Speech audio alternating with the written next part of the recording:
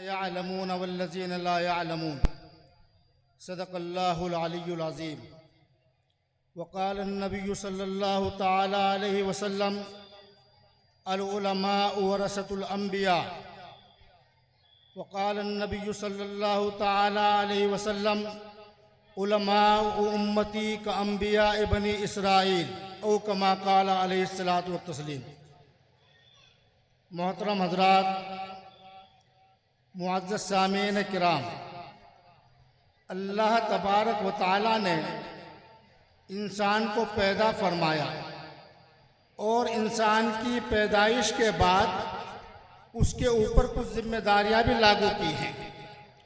इंसान की कुछ जिम्मेदारी भी है कि वो दुनिया में आकर के अपनी जिम्मेदारी को किस तरीके से अदा करे और इस दुनियावी ज़िंदगी से फारिग होने के बाद अपनी ज़िंदगी की जो जिम्मेदारियां हैं उसको पूरा करने के बाद जब आखिरत में वो पहुँचे, अल्लाह तबारक व तआला के रूबरू वो हो तो उसको सुरखुरी हासिल हो। लेकिन हजरात, हमारा जो सबक था, हमारी जो जिम्मेदारियां थी, वो आज जिम्मेदारियां हम भूल चुके हैं। वो जिम्मेदारियां हमने अपनी ख़त्म कर दी हैं और वो चीज़ें कि जो लायानी है, बेकार है, लघु है, उनके अंदर हमारा इन्हिमाक हो गया, उनके अंदर हम उलझ करके रह गए। नहीं तो आज ईमानदारी से ये बताओ कि आपके गांव का ये जलसा है, आपके गांव का ये मदरसा पूरे गांव का मदरसा है और उसके अंदर सालाना जलसा है। क्या भलसवे के अंदर इतने ही लोग हैं जितने यहाँ बैठे हुए हैं? अरे भाई, इतने ही है क्या? ईमानी जज्बा, दीनी हमीयत तो ये होनी चाहिए थी कि हर घर के अंदर से तमाम के तमाम लोग इन उलमाओं को देखने के लिए यहाँ आते, इनकी जियारत करने के लिए यहाँ आते। लेकिन इनकी जियारतों को तो ख़त्म कर दिया। दूसरा जो इनके खिलाफ काम है, चुगलखोरी का, बदगुमानी का, बदगोई का, वो हमारे हिस्से के अंदर आ गया। हज़रात, इन उलमाए किराम को जिनके मुतालिक अल्लाह तबारक व तआला और अल्लाह के रसूल ने यह फरमाया है कि अगर इनकी जियारत भी कोई कर ले और इनकी नज़र, इनकी तवज्जो किसी आदमी के ऊपर पड़ जाए तो उसकी काया ही पलट जाए। लेकिन आज हमें ना तो किसी की नज़र अपने ऊपर डलवाने की ज़रूरत है, ना किसी की तवज्जो अपने ऊपर रखने की ज़रूरत है। हमें तो जो पूरा भला कहना है, बदगुमानी जो इनसे रखनी है, बदजनी जो इनसे रखनी है, वो रखेंगे। जितने भी मौलवी आए आते रहे, जितने हमें समझाते रहे, हमारे ऊपर कोई असर होने वाला नहीं है। क्यों? इन उलमाए किराम से दूरी, इनसे राब्ते का ख़त्म कर देना, इनसे अपने ताल्लुकात को ख़त्म कर देना, ये वजह है। नहीं तो हजरात, हकीकत ये है कि आज हमारी नमाजें, हमारे रोज़े, हमारे जो दीनी काम है वो हमसे सही नहीं हो रहे हैं। वजह उसकी यही कि उलमाए किराम से हमारी दूरी हो गई। हजरत मौलाना मोहम्मद इरफान साहब यहाँ पर बैठे हुए हैं। आप लोगों की खुशकिस्मती है, नेक बख्ती है कि वो शख्सियत, वो बुजुर्ग हस्ती कि जिसके दीदार के लिए, जिसकी जियारत के लिए लोग मीलों का, कोसों का सफ़र करके इनकी जियारत के लिए आते हैं। और ये हमारे गांव के अंदर आज बैठे हुए हैं और हम अपने घरों के अंदर गपशप के अंदर लगे हुए हैं। जाके ये रवैया हमारा होना चाहिए। इसको मुसलमानी कहा जाता है, यही ईमानी जज्बा होता है। नहीं, हमें किसी से, ईमान से, किसी दीन से कोई वास्ता और ताल्लुक रखना ही नहीं। हाँ, एक बात मैं आपको बता दूं, सच्ची बात यह है कि अगर इन उलमाए किराम से दूरी होगी, इन उलमाए किराम से बदगुमानी होगी, इनसे बदजनी होगी। मौलाना रशीद अहमद गंगोही रहमतुल्लाह अलैह, उनका फरमान है, उन्होंने लिखा है कि जो इन उलमाए किराम से दूरी रखता है, अगर वो मर जाता है, इंतकाल उसका हो जाता है और कब्र के अंदर उसको अगर दफन कर दिया गया और उसका रुख किबले की तरफ कर दिया गया, दावे के साथ कहता हूँ कि कब्र को खोल करके देखो, किबले की तरफ से उसका रुख फिरा हुआ मिलेगा।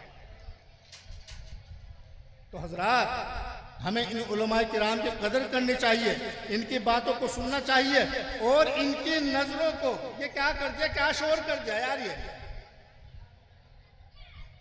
या तो तकरीर करा लो, तकरीर सुन लो, या फिर अपना खाने पीने में लग जाओ।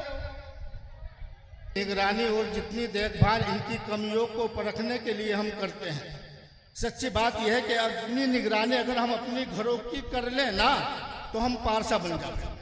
हमें अपने बच्चों का पता नहीं हमारे बच्चे कहाँ गए, हमें अपने घर वालों का पता नहीं कि हमारे घर वाले कहाँ घूम रहे हैं, लेकिन हबीबी के कदम कदम पे, इस आलिम के कदम कदम पे नजर रखी जाती है कि ये क्या कर रहा है। हमें अपने आप को नहीं देखना, हम तो कितनी भी खिलाफ वर्जी शरीयत की कर ले, लेकिन अगर इससे एक भूल भी हो जाए तो वो बर्दाश्त होने वाली नहीं है। हजरात, इनसे मोहब्बत रखो, इनसे अगर मोहब्बत रखोगे तो हमारी काया पलट जाएगी। और मोहब्बत क्यों ना रखी जावे, इसलिए कि अल्लाह के रसूल नबी पाक सल्लल्लाहु अलैहि वसल्लम ने यह फरमाया कि ये मेरे वारिस है, मेरी विरासत के हकदार यही है, और जिसकी वजह से पूरी दुनिया बनाई गई हो, अगर उसके वारिस को हम ठुकराते हैं तो देख लो हमारी क्या हालत होगी। अपने किसी MP MLA को देख लो कि अगर उसका कोई बच्चा है और कोई वारिस है और उसके हुक्म की भी अगर कोई खिलाफ वर्जी करता है या उसको जद पहुंचाता है, तकलीफ पहुंचाता है, तो अब ये देख लीजिएगा कि उस MP MLA की तरफ से क्या हासिल किया जाएगा। ये तो समझ तो होंगे ना।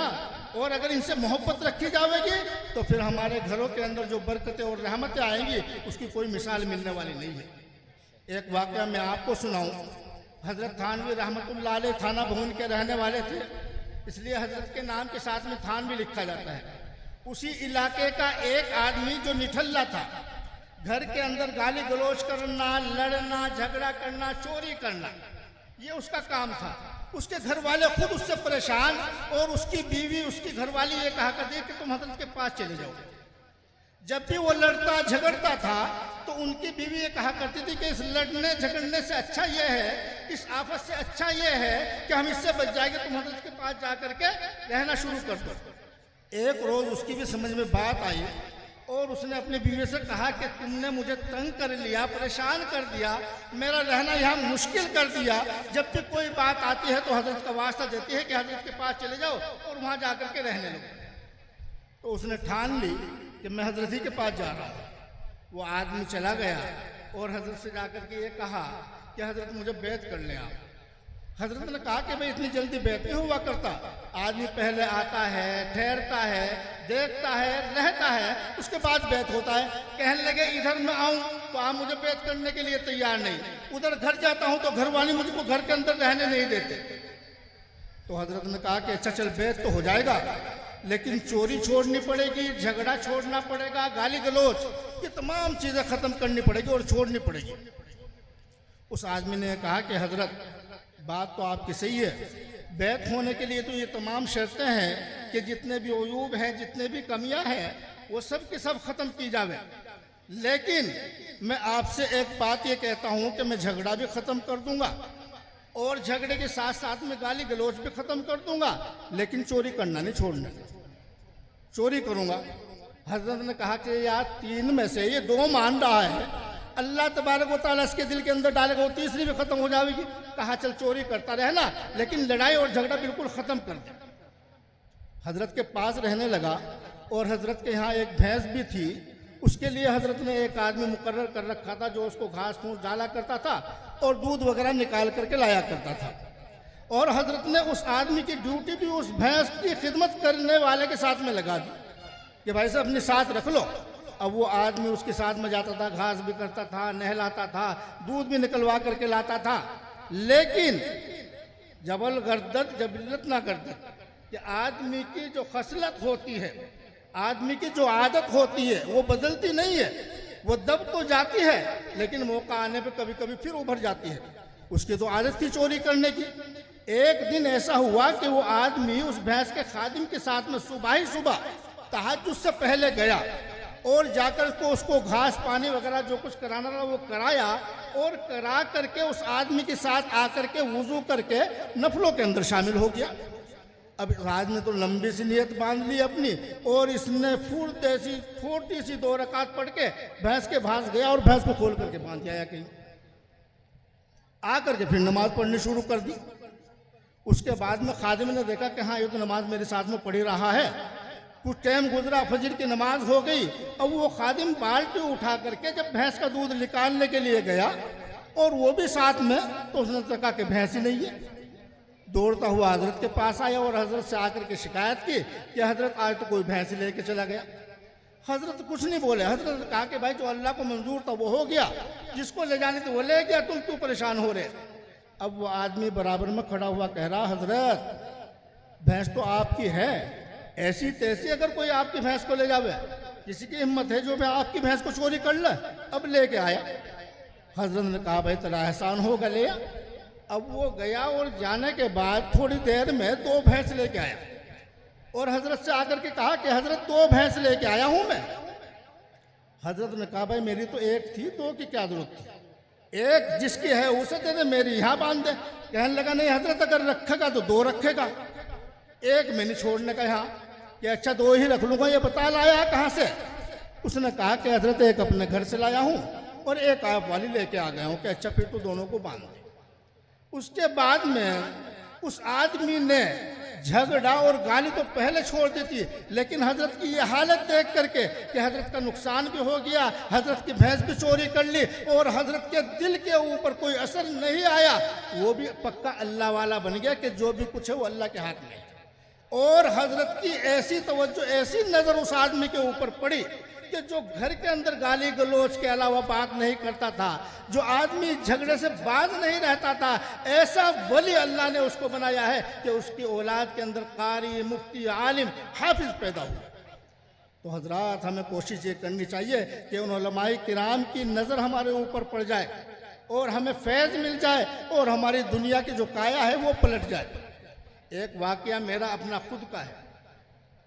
तकरीबन 1 साल में रामपुर रुड़की के अंदर रहा और रामपुर रुड़की के पास में एक गांव है इमलिया, आप हजरात ने सुना होगा, अगर नहीं भी देखा होगा तो वहाँ का एक रहने वाला लड़का था नाजिम नाम का, और उसकी यह हालत थी बदमाशी की कि रुड़की के अंदर अगर वो चला गया तो उसके लिए रास्ता छट जाया करता था कि बदमाश नाजिम आ गया। लेकिन वो आने लगा मेरे पास, जाने लगा। मैं पान पहले से ही खाता हूँ, इब्तिदा वो पान भी खाया करता था, पान मेरे वास्ते भी लाने लगा। अल्लाह तबारक व ताला ने जब उसकी हालत को बदला और अल्लाह तबारक व ताला ने जब उसको हिदायत दी तो उसने पूरा कलाम पाक मेरे पास पढ़ाया, जबकि उसकी शादी हो गई थी और बच्चे हो गए माशाअल्लाह। तो क्या आज भी तो यह काम हम कर सकते हैं उलमाए किराम से रब्त रखते? पूरा कर दूं। पहली बात तो यह है कि कुर्सी अगर किसी को मिल जाए तो छोड़ने के लिए तैयार नहीं और मुफ्ती साहब लोग कह रहे कि टाइम पूरा हो गया, अपनी बात पूरी कर दो, ख़त्म कर दो। चलो खैर, और भी उलमाए किराम हैं, उनसे भी आप फ़ायदा उठाएंगे। तो मैं ये कह रहा था कि इन उलमाए किराम से मोहब्बत रखो और मोहब्बत के साथ साथ में इनसे रब्त भी रखो। हज़रत मौलाना मोहम्मद इरफान साहब है, हमारे इलाके के बुज़ुर्ग हैं, इनके पास भी आया जाना रखो और इनकी नज़र जब हमारे ऊपर पड़ जाएगी तो इंशाअल्लाह हमारे घरों के अंदर भी ये जो बेबरकती पैदा हो गई है ये ख़त्म हो जाएगी। बरकतें और रहमतें हमारे घर के अंदर दाखिल हो जाएंगी। और बेबरकती इस तरीके से हो गई, हमने खुद अपने ऊपर लागू की है। हालांकि मेरे अपने ख्याल के मुताबिक कोई गांव, घर तो बचा हुआ होगा, लेकिन कोई गांव ऐसा बचा हुआ नहीं है कि जिसके अंदर सूद का पैसा ना है कोई। और अब तक तो हमने ये सुना था कि ये जो सूद का पैसा है, ये सूद लेते हैं लोग कारोबार करने के लिए, तिजारती काम करने के लिए। लेकिन आज तो हमारे सुनने में ये आता है, अपने कानों से हमने सुना है कि घर के चूल्हे चलाने के लिए भी लोग सूद ले रहे हैं। क्या होता है, वो बारी बोलते हैं, बारी यहाँ औरतों को दी जाती है। वो कुछ लोग आते हैं बाहर से और औरतों को पैसे देते हैं और हफ्ते में उसको वसूल करते हैं। तो क्या चीज़ें हैं ये? क्या हमारी मर्दानगी बिल्कुल ख़त्म हो चुकी? हम इतना भी नहीं कर सकते कि अपना घर का खर्च चला ले? क्यों? इसलिए कि हमारा उलमाए किराम से रब्त ख़त्म हो गया। हमको जायज़ नाजायज़, हराम और हलाल की पहचान ख़त्म हो गई। जब हम छोटे छोटे से गाँव के अंदर पढ़ते थे तो जो हमारे दादा परदादा लगते थे वो लोग हमसे आकर के मसला पूछा करते थे कि भाई मैं नमाज इस तरह पढ़ रहा, इस तरह ठीक है कि नहीं है?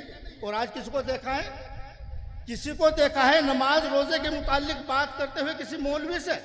नहीं, सबके सब पढ़े लिखे हैं। हाँ, अगर बात करेंगे तो तौहीन हो जाएगी ना, इसलिए कि ये आदमी समझ लेगा कि यार इसके पास में नमाज भी नहीं आती। तो हजरात अपनी शर्म को ख़त्म करो, अपने रब्त अपने ताल्लुकात को मजबूत करो और इन उलमाए किराम की कदर करो और इनसे जो भी फैज़ मिल सकता हो उस फैज़ को हासिल करो। करेंगे ना? इंशाअल्लाह करेंगे। वाखिर दावाना अल्हम्दुलिल्लाह रब्बिल आलमीन। माशाअल्लाह।